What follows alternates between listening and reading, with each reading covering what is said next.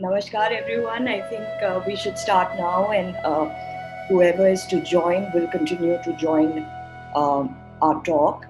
Um, Thank you everyone. I'd like to begin by saying that thank you everyone for attending this talk titled Hindu Civilizational Imprint in the Northeast, the Indigenous Cultural Shield in the Land of Hukmi, by our very esteemed speaker today, Shri Tarun Vijayji. Before we begin, Namaskar Tarunji. Before we begin, I'd like to put this subject in context. So I'll take just a couple of minutes.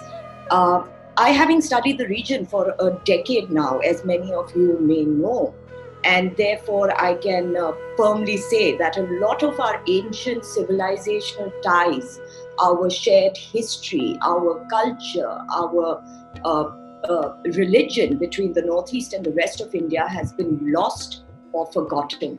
And it is this very gap that has rendered this region psychologically distant in our minds. Of course, I believe the fault is our own, but largely there has been a complex effect of coloniality that has adversely affected this shared civilizational bond. And to understand this further, as the threats that still loom large over our priceless indigenous culture in the region and its effect on our future, I am so glad that we could have Tarunji as our speaker today. For he is not only one of the finest thinkers in our country, but also someone I have known for a very, very long time and have had the opportunity to learn so much from.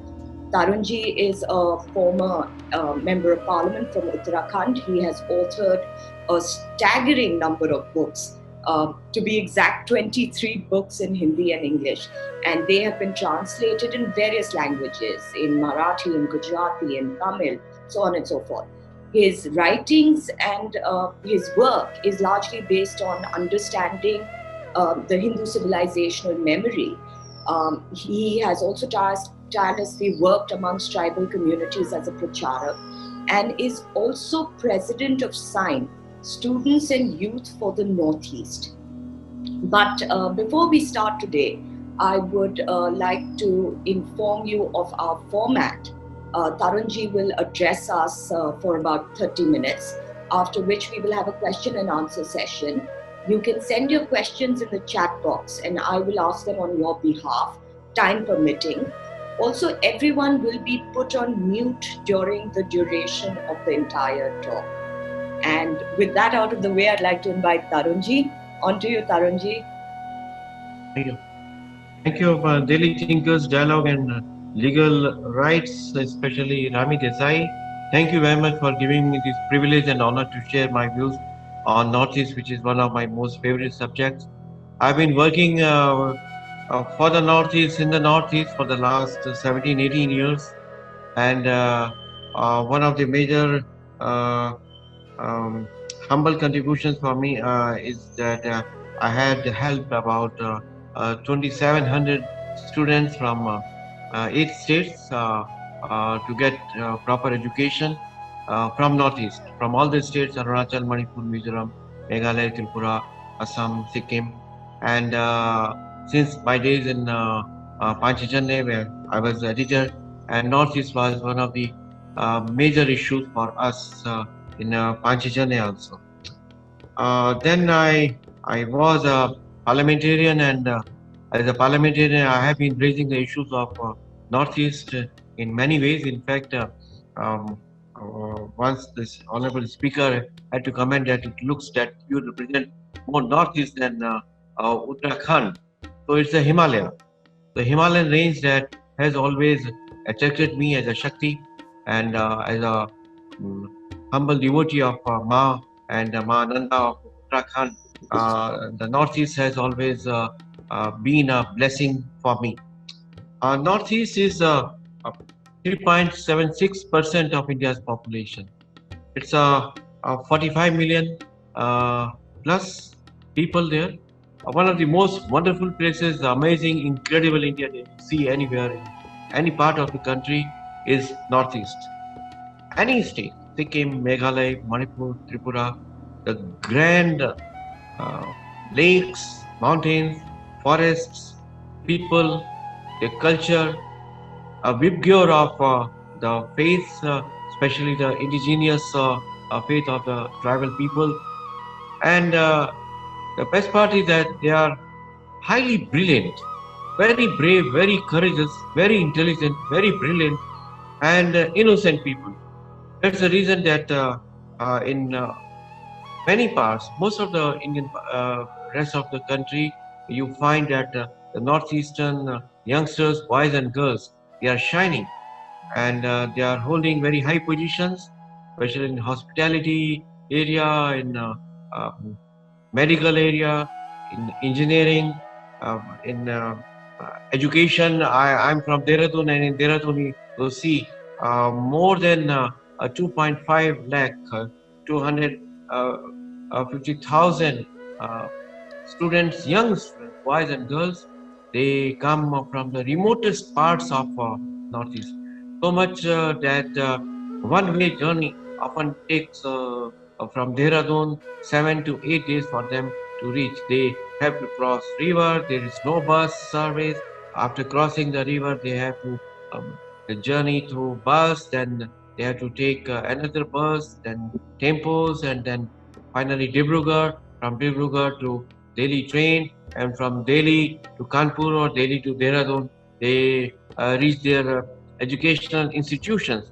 The hunger for education is so much great in Northeast that almost from every village of all the 8 states in the Northeast, you find young students in Delhi, Bombay, Bangalore, Kolkata, Chennai, Dehradun, Chandigarh, and such places. That speaks a lot about their brilliance and aspirations and dreams. They have been shining greatly in the Indian armed forces. They have won Mahavir Chakra, Veer Chakra, Kirti Chakra, Ashok Chakra from various states, Assam and Arunachal, Hangpong. Dada became one of the biggest heroes in the country from Arunachal Pradesh during Kargil War. So this is Northeast. This is a Northeast which has always been enchanting people from all parts, and Swami Vivekananda to Adi Shankara, they had worship in Kamakhya, Assam. But there's a lot beyond that, unexplored and lesser known Northeast. How many of us would know that there is a Parashuram Kund on the China border, in Tibet border, where thousands and thousands of travels from Arunachal Pradesh and some they converge on every year in January on Makar Sankranti Day. And there is a small hillock, Lohit River, which is a tributary of Brahmaputra coming from Tibet, and that exactly looks like a bow of Parashuram, and a huge fair is conducted every year on Makar Sankranti Day, and it's a tribal festival of Arunachal. And Arunachal is a state which prides itself that Rukmini belongs to Arunachal. Idu Mishmi tribe. My friend Mukut Midi is a very renowned Congress leader, member of Parliament, Rajya Sabha, was Chief Minister of Arunachal, and he's a great Shiva Bhakta. He follows the Doni Polo, the sect of Arunachal Pradesh, and he very happily says that we are the original Yadavas, Idu Mishimi tribe. He belongs to Roing, Dibang Valley, and I would be happy if a small video clip can be shown of Kiran Rijiju. Prime Minister Narendra Modi has a special heart, a place of Northeast in his heart. And he has been visiting Northeast many times. But when he was Chief Minister of Gujarat, when he was Sangathan Mantri, and then he was in charge of several states for BJP's organization. But Northeast occupies a very, very special place in his heart. So no one was surprised that in 2018, the country saw a very unique yatra from Arunachal Pradesh to Gujarat. That was, some of the journalists called it a Rukmini Yatra. And Chief Minister of Arunachal, Pema Khandu, Union Minister Kiran Rijiju is from Arunachal Pradesh, and several hundreds of youngsters from Arunachal Pradesh. They came to Gujarat, Madhavpur, from Madhavpur to Madhepur. That was a slogan by Mr. Vijay Rupani, the Chief Minister of Gujarat. What was the reason and occasion?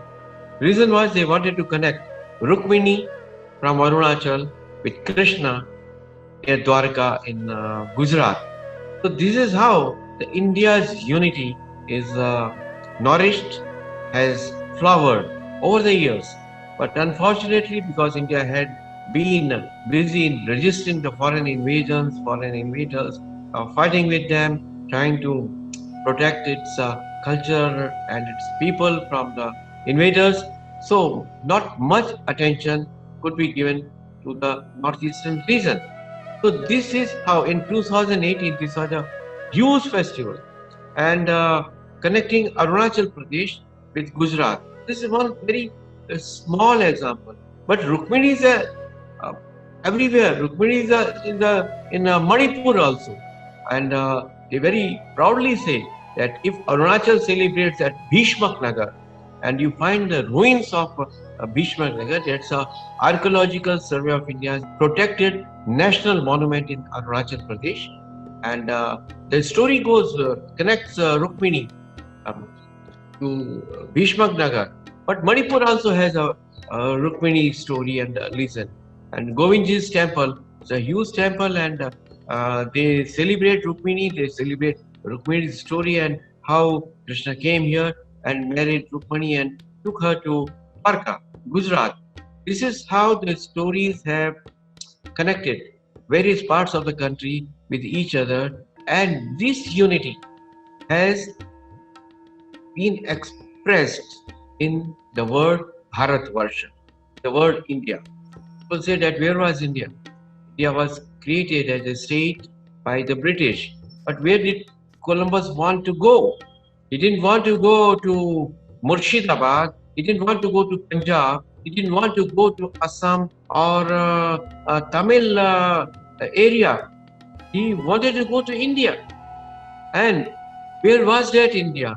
This entire region was known as a one entity. It is known as Bharatvarsh, Hindustan and India.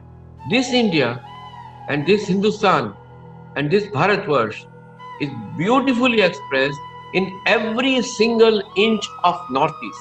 Every single inch of it. Wherever you go, you find the marks, the identifications, the monuments of the Hindu civilization. I take you to several such monuments. Unfortunately, what has happened that after independence and a little before independence, British named this Arunachal Pradesh and the extreme northeastern region as Northeastern Frontier Agency, NEFA, and they put it under Foreign Office. It was never put under Home Office. And during Pandit Jawaharlal Nehru's time, after independence, they didn't change it. The NEFA was managed and taken care of by the Indian Foreign Office after 1947. It was only after the Chinese attack in 1962 that the state reorganization was done, and it was named as the beautiful name Arunachal Pradesh, the land of sunrise.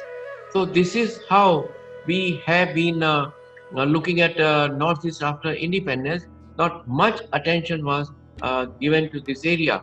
I would be very happy and delighted to quote Ram Manohar Lohia. He was a famous socialist leader, parliamentarian, thinker, and writer of several books, original thinker. And he named the entire Northeast as Urvashiyam. Beautiful name. He has written extensively on Northeast and said that the entire Northeast is the land of the great Apsaras, the Yakshas, and they are so beautiful. They are so divine. They are godlike. that I named the whole region as Urvashiyam. All the 7 states he had named like that. And he has visited many places in those times and written about them. He wrote about Rani Gaidinliu, the great freedom fighter who waged a guerrilla war against the British. Before 1947, in 45, 46, she was captured deceptively and given life sentence at the age of 16 against all norms, against all laws by the British. So Pandit Nehru went to see her in Kohima jail, and he was so struck by her grace and beauty that he wrote in his biography that she was a queen, like a Rani. I saw that girl in Kohima jail, whom the British had sentenced to life imprisonment, and she looked like a queen. So then on, everyone started calling her Rani Gaitami. She was a commoner and a very brave girl from Nagaland. So this is the history that we ought to know, and we hardly look at it from the point of national unity. Now, this Northeast touches 5 countries: China, it touches Nepal, it touches Bhutan, then touches Bangladesh, and it has a boundary with Bhutan and several other, Myanmar and Thailand. So this is how 99% of Northeast border is international border. This is how they are living there. But unfortunately, when someone comes from there, we don't recognize their faces. We don't recognize even the places that they have. Now, if I ask that which one is the greatest empire in the country which ruled the longest time in India and defeated the Mughals 17 times. 17 times the Mughals were defeated by their army, and they ruled continuously 600 years. One dynasty, one Hindu empire, right?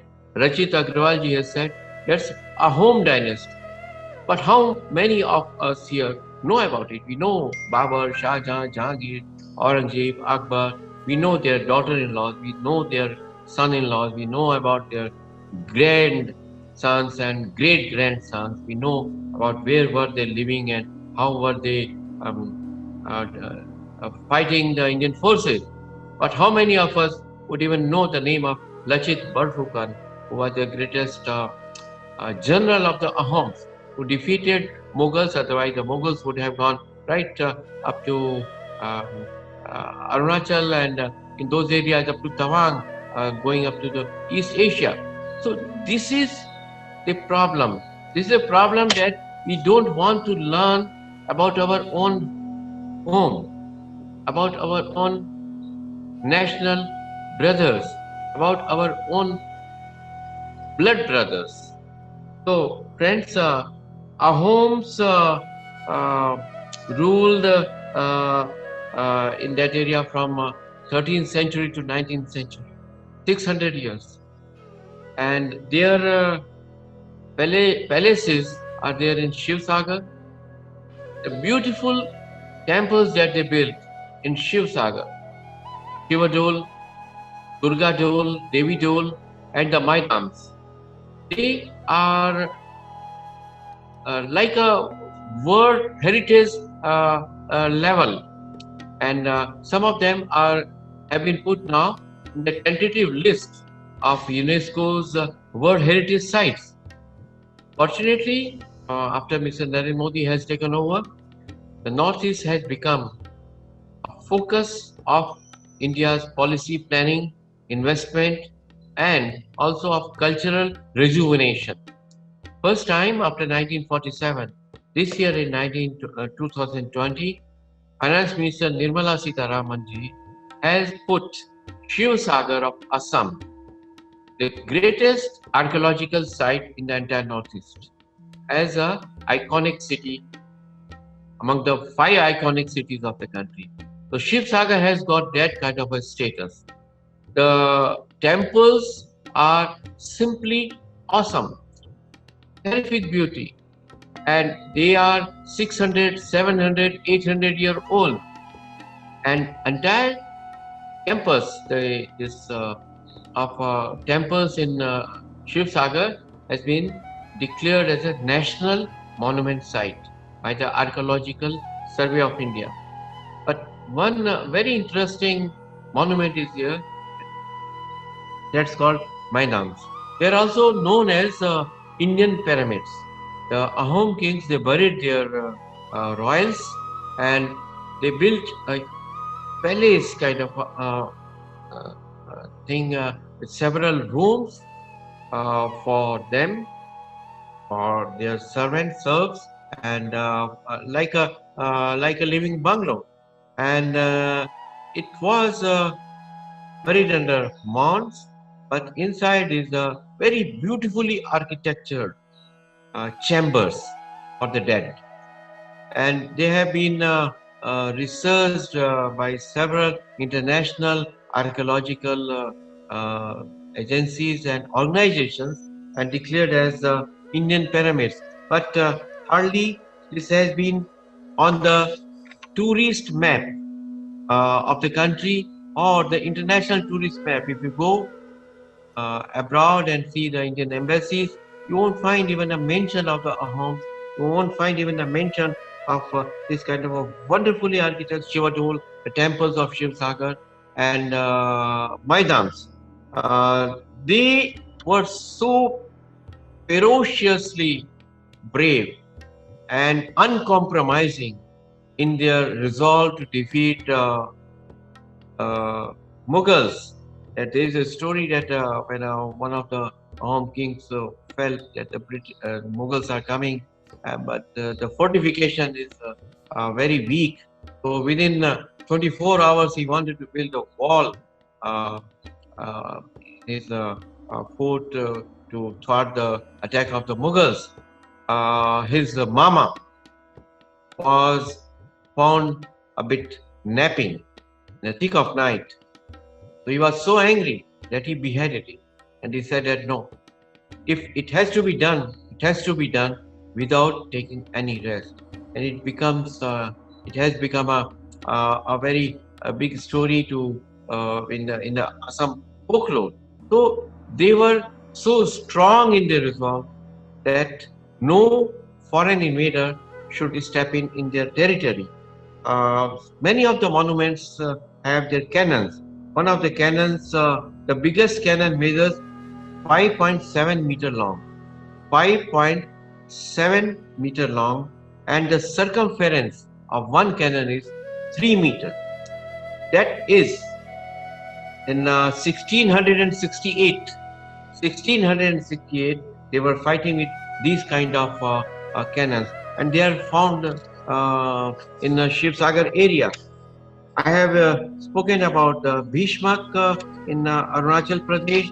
I must also speak about Shiva Temple. It's another Amarnath in Arunachal Pradesh, found a couple of decades before. It's known as Siddheshwar Mahadev.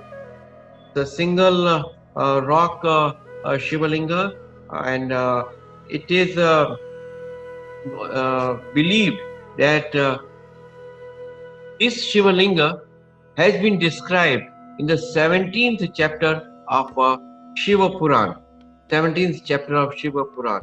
About 17 years before, this was found to a tribal who was going through the forest, and he had some miracle, and suddenly he found that there is a Shivalinga. But thousands of original Arunachal tribe people, they come there, as well as the other Sanatanis from rest of the India. There is a huge Durga temple in Meghalaya. that is 500-year-old temple in Meghalaya, and Durga Puja is celebrated in a very big way. Unfortunately, there have been several attacks on Durga Puja almost every year, and there has to be a huge police arrangement to safeguard the Hindus and the local Sinkhasis. The Sinkhasis, they believe in their own indigenous system of faith, which is very much akin to the Hindu Dharma. They are nature worshippers, but again, they have not been given the minority status in Meghalaya because they don't profess the faith of the majority, that's Christians there. The Natyang Durga temple is known, and it is worshipped by the local indigenous tribals in the Sinkhasi dress, especially within Kham. And Navratri is one of the major festivals there. But we all feel that perhaps there are no Durga worshippers in Meghalaya, and it's all converted. No, it's not all converted. They are holding the fort and very bravely and courageously. They are following their faith. Then in Jaintia Hill also there are several such Durga temples, which is in Meghalaya.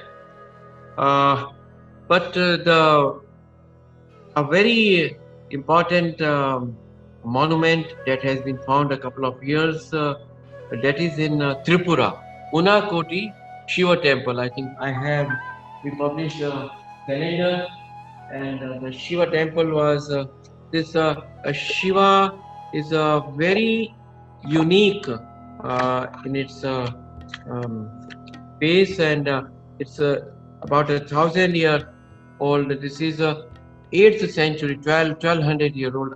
If you can see the view of Shiva, this is in the forest of Tripura, Unakoti, and 8th century Shiva temple.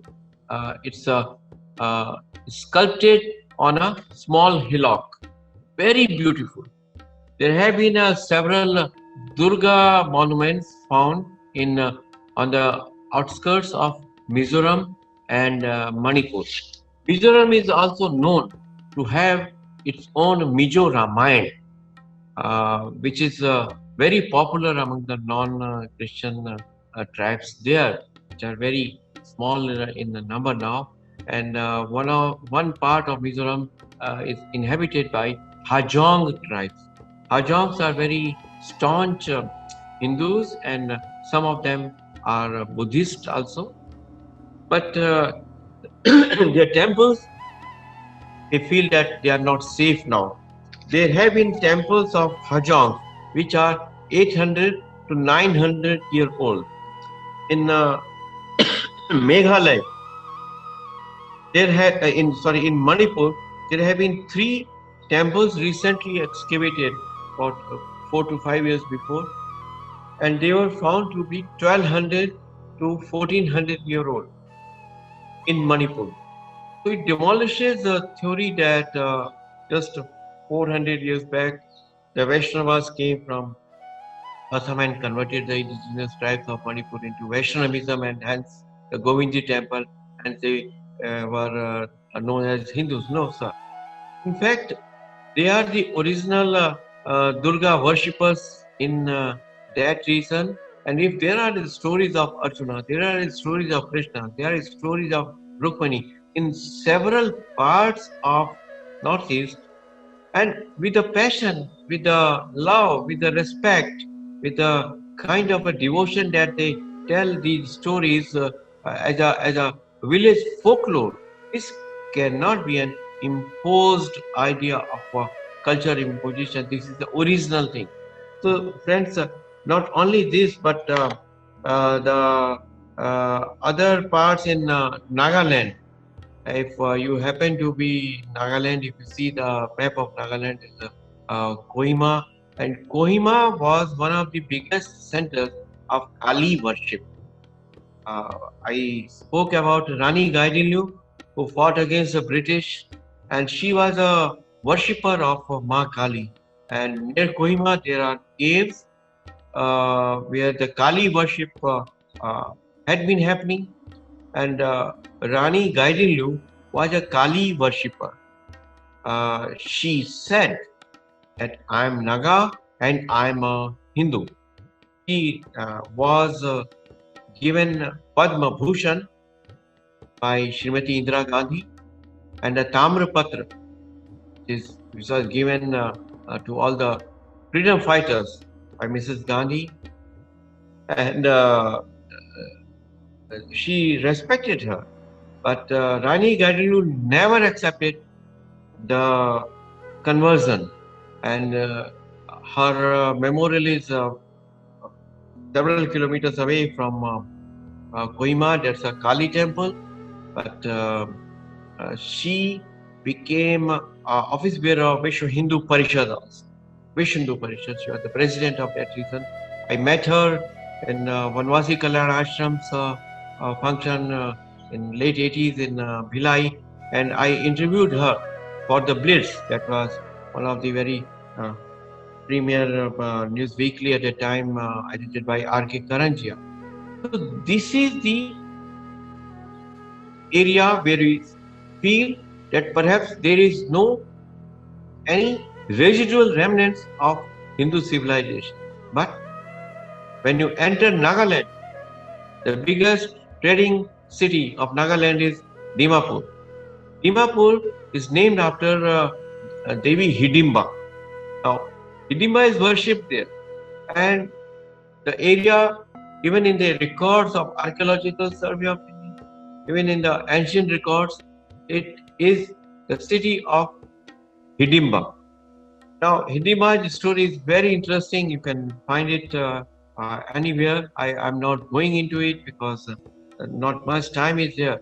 But right from Dimapur to Manipur's Govindaji temple, if you go to Manipur, and I would request that next year, hopefully everything will be fine and we will be free from COVID, try to celebrate Holi in Manipur. The Holi that you see in Manipur is a Holi that you don't see anywhere in the country. We have been having a North Indian fixation. So whatever happens in North India, we feel that that is what is happening in the rest of the country also. No, sir. We know about Barsane Holi, we know about Vrindavan Holi, we know of the Govindji temple in Vrindavan, but the Holi of Manipur, the Govindji temple, is out of this world. They don't say they don't celebrate Holi one day. They celebrate Holi for 5 days. For 5 days, the entire Manipur is shut.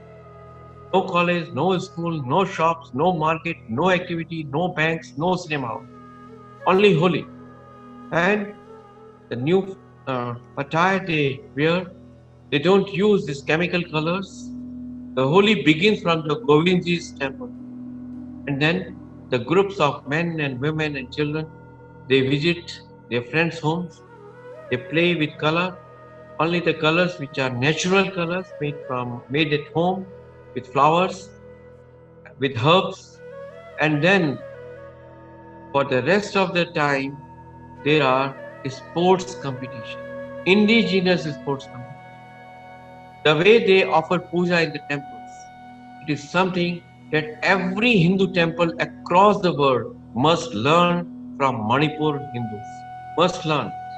I was there and the puja was to start at 11:46. And exactly in a very, very different, every single ritual, in the morning, in the afternoon, and in the evening, the priest has to wear a different attire, not only the priest, but also the devotees. And you see the devotion of the devotees in Manipur, you will be so inspired. Exact by the clock 11:46, the puja began. 12 past 12:02, the puja ended. Then there was a langar, prasadam. 12:22, the langar began. And all the prasadam was distributed in a different dress by the local villagers. The style of putting the several dishes on palanquin and the green plates is also very, very meticulously designed. It is such a great experience that you can never forget in your lifetime. Then, for the rest of the 4 days, every single hamlet, every single street in Imphal and rest of the area, they organize sports from the morning till late night. It goes up to 11 p.m. Nobody eats at home. Everyone eats outside. And it's such a fun that uh, old uh, people is 70, 80. They also mingle with the youngsters 12, 13, 14 and 19. All indigenous games, no cricket, no other Western games. And it's a marathon, it's racing, it's kho, it's kabaddi, and several indigenous games. That's the reason we get the best of the sportsmen from Manipur, from Mary Kom to several other great sports persons. And I'm happy that Modi government has declared Manipur as a sports capital of the country. We go to uh, Arunachal, Manipur, Meghalaya, and Assam in various areas. Shankar Dev's uh, birthplace, the Satras, the temples are called as Satras, where they do kirtan and puja, and the Ranghars.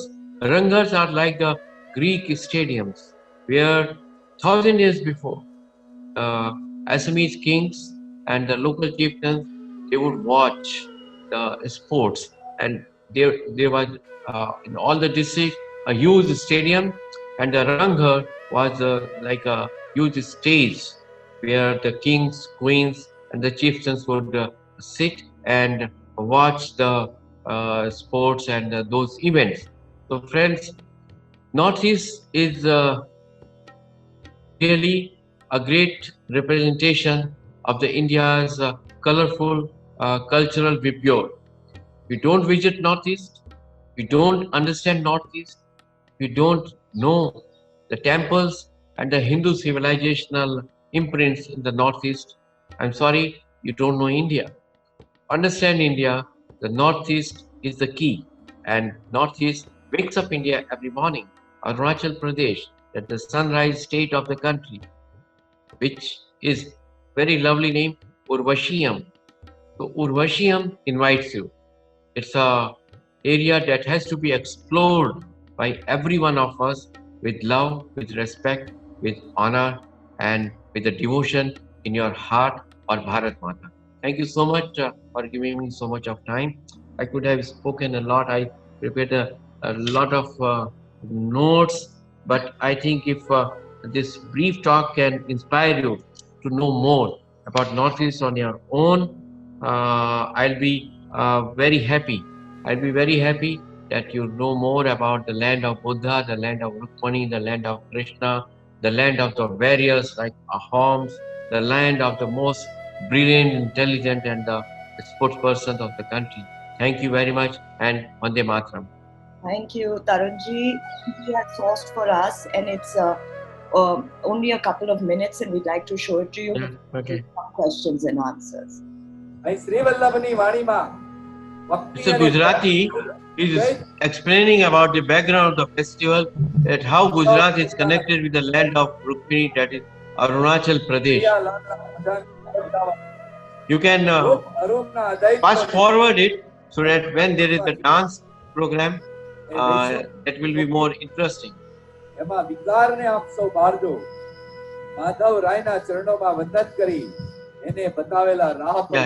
This.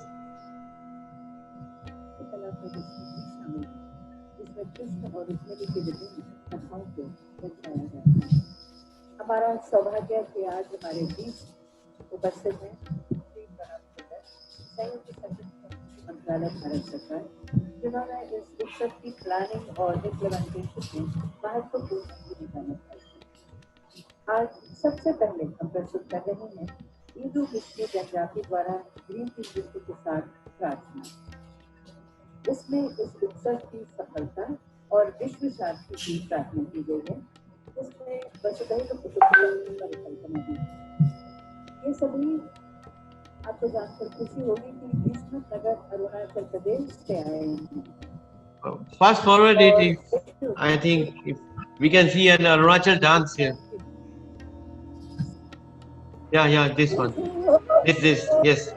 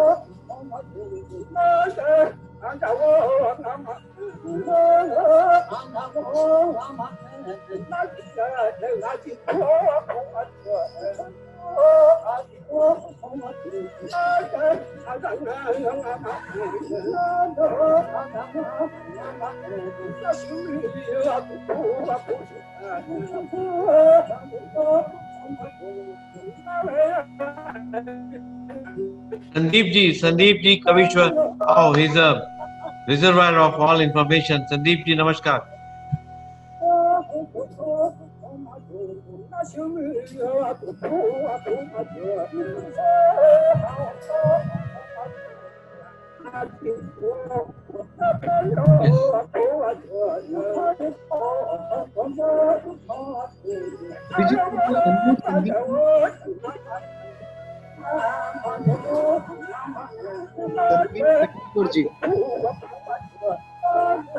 Thank you. Thank you, Tarunji, for sourcing that video for us and giving us a glimpse of Thank you. Northeastern culture. And of course, it's so varied and it's so beautiful. And like Sandeep ji said, it's all unique because it's all handmade, and today is Handloom Day.